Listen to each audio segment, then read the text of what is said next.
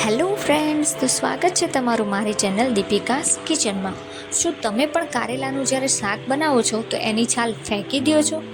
પરંતુ જો તમે મારો આ વિડીયો પૂરેપૂરો જોશો તો હવે તમે કારેલાની છાલને ક્યારે પણ નહીં ફેંકો અને એનો પણ તમે આ રીતે ઉપયોગ કરી લેવાના છો, એટલે કે આ રીતે તમે એના મુઠિયા એક નવી રેસીપી બનાવવાના છો। તો અહીંયા મેં જે કારેલાની છાલ છે એ લઈ લીધી છે।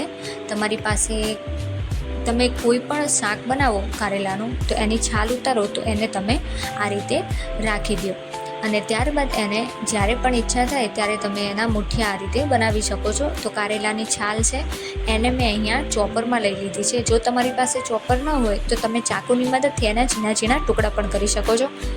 ચોપર હશે તો એ બેસ્ટ એટલે રહેવાનું છે કે એના એકદમ ઝીણા ઝીણા ટુકડા થઈ જશે અને તમે એના મુઠિયા બનાવશો તો ઘરમાં બીજા કોઈને ખબર પણ નહીં પડે કે તમે કારેલાની છાલના મુઠિયા બનાવ્યા છે। તો આપણે અહીંયા કારેલાની છાલ છે એ સરસ રીતે ચોપ થઈ ગઈ છે। તો હવે આપણે મુઠિયા માટેનો લોટ બાંધીને રેડી કરી લઈએ। તો અહીંયા મેં 1.5 વાટકી જેટલો ભાખરીનો લોટ લઈ લીધો છે અને એની સાથે બીજા 2 લોટ એડ કરવાના છે। તો એમાં મેં અહીંયા 1.25 વાટકી જેટલો બાજરીનો લોટ અને 1/2 વાટકી જેટલો આપણે જે ઢોકળા બનાવીએ છીએ એનો લોટ લીધો છે। હા, ઢોકળાના લોટના લીધે આપણા મુઠિયા છે એકદમ ટેસ્ટી પણ બનશે અને કંઈક અલગ પણ થશે। તો અહીંયા મેં જે ચોપ કરેલી હતી કારેલાની છાલ એ એડ કરી લીધી છે લોટની અંદર અને હવે આપણે બધા મસાલા કરી લઈએ। તો 1 ચમચી જેટલો આદુ મરચાંની અને લસણની પેસ્ટ, એટલે આદુ મરચાં લસણની પેસ્ટ એડ કરી છે।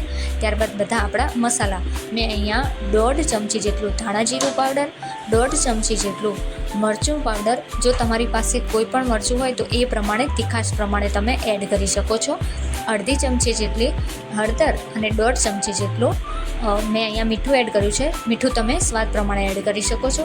ત્યારબાદ ઝીણી સમારેલી કોથમીર અને અહીંયા મેં 2 થી 3 ચમચી જેટલી ખાંડ એડ કરી છે અને 1 લીંબુનો રસ એડ કરી લીધો છે। હવે આ બધું છે અને આપણે પહેલાં તો સરસ રીતે મિક્સ કરી લઈશું।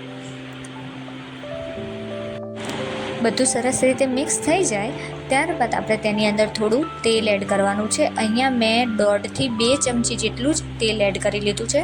તો તમે જેટલી તમારી આપણી ક્વોન્ટિટી હોય છે એ પ્રમાણે પણ તેલ એડ કરી શકો છો અને જો તમને વધારે તેલ એડ કરવું હોય તો તમે વધારે પણ એડ કરી શકો છો। મેં અહીંયા 1.5 થી 2 ચમચી જેટલું જ તેલ એડ કર્યું છે અને આ બધું છે એ લોટને તેલ સાથે આપણે પહેલાં તો સરસ રીતે મસળી લેવાનું છે।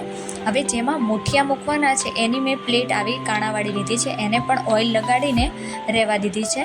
હવે બધા આ લોટની અંદર આપણે થોડું થોડું કરીને પાણી એડ કરતા જઈશું અને લોટ બાંધી લેવાનો છે। જે આપણે રોટલીથી થોડો કઠણ એટલે કે જે પરોઠાનો લોટ બાંધીએ છીએ એ જ પ્રમાણે આપણે અહીંયા લોટ રેડી કરી લેવાનો છે। થોડું થોડું કરીને પાણી એડ કરવાનું છે એટલે આપણો લોટ છે શું છે કે એકદમ ઢીલો ન થઈ જાય અને મીડિયમ જ લોટ બંધાઈને રેડી થઈ જાય। અને હા, જો તમે મારી ચેનલ ઉપર એટલે કે મારો વિડીયો ફર્સ્ટ ટાઈમ જોતા હોય અને ચેનલ ઉપર ફર્સ્ટ ટાઈમ આવ્યા હોય તો પ્લીઝ મારી ચેનલને સબસ્ક્રાઈબ કરો, વિડીયોને લાઇક કરો અને બને એટલા વિડીયોઝ શેર કરો। જો તમને રેસીપી ગમે તો લાઇક તો જરૂરથી કરજો અને ચેનલને પણ સબસ્ક્રાઈબ કરજો। તો અહીંયા આપણો લોટ છે એ સરસ રીતે બંધાઈને રેડી થઈ ગયો છે અને તમે જોઈ શકો છો કે એનો એકદમ આપણે પરોઠાનો લોટ બાંધીએ છીએ પૂરીનો એ રીતે રેડી થઈ ગયો છે। તો હવે આ લોટમાંથી આપણે મુઠિયા રેડી કરી લેવાના છે। તો પહેલાં તો આપણે હાથ ઉપર થોડું તેલ લગાવી દઈશું જેથી લોટ છે એ આપણા હાથ ઉપર ચીપકે નહીં। તો આ રીતે બંને હાથમાં સરસ રીતે તેલ લગાવી અને આવી રીતે થોડા થોડા લઈને એના મુઠિયા વાળી લેવાના છે। જો તમે એનો રોલ કરતા હોય તો મેં અહીંયા પહેલાં તો આ રીતે રોલ કરી અને આવી રીતે જ હાથની આંગળીઓથી સહેજ પ્રેસ કરી અને આ રીતના મુઠિયા વાળીને મૂક્યા છે। તમારે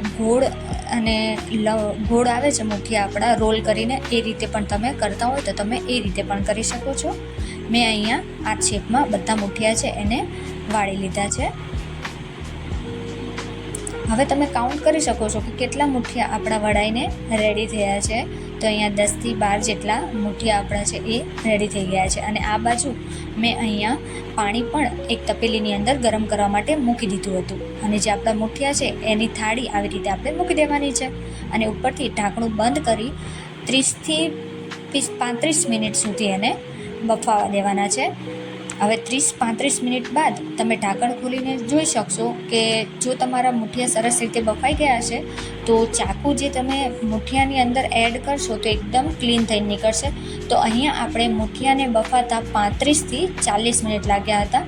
હવે આને આપણે વરાળના તપેલા ઉપરથી હટાવીને એક સાઈડમાં મૂકી દેવાના છે અને મુઠિયાને ઠંડા થવા દેવાના છે. તો 10 મિનિટ બાદ મેં અહીંયા જોઈ લીધું હતું કે મુઠિયા છે સરસ રીતે ઠંડા થઈ ગયા છે. તો હવે આપણે એને કટ કરી લઈશું. જો ગરમ ગરમમાં તમે કટ કરશો તો એ સરખી રીતે કટ નહીં થાય. ઠંડા કરી અને મુઠિયાને કટ કરશો તો એ એકદમ ઇઝીલી કટ થઈ જવાના છે. તો આ રીતના તમે એને પહેલાં તો મુઠિયા છે એને કટ કરી લેવાના છે.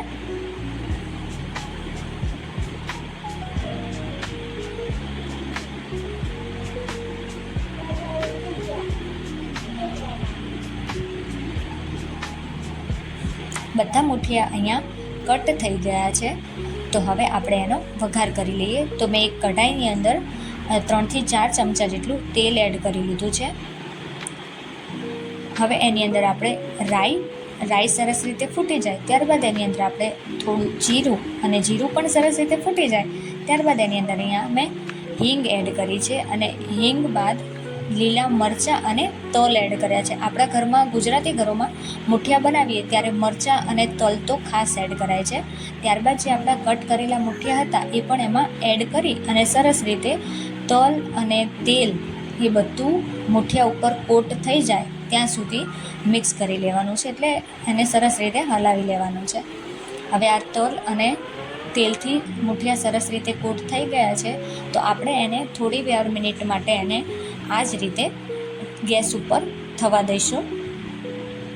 જો તમારે ક્રિસ્પી મુઠિયા બનાવવા હોય તો તમે આને થોડી વધારે વાર કઢાઈની અંદર રહેવા દેશો તો પણ એકદમ ક્રિસ્પી સાઈડમાંથી મુઠિયા રેડી થઈ જવાના છે. પરંતુ મેં છે એને સોફ્ટ રાખવા માટે 3થી 4 મિનિટ માટે કઢાઈમાં રહેવા દીધા હતા, એટલે નોર્મલી ગરમ થવા દીધા હતા.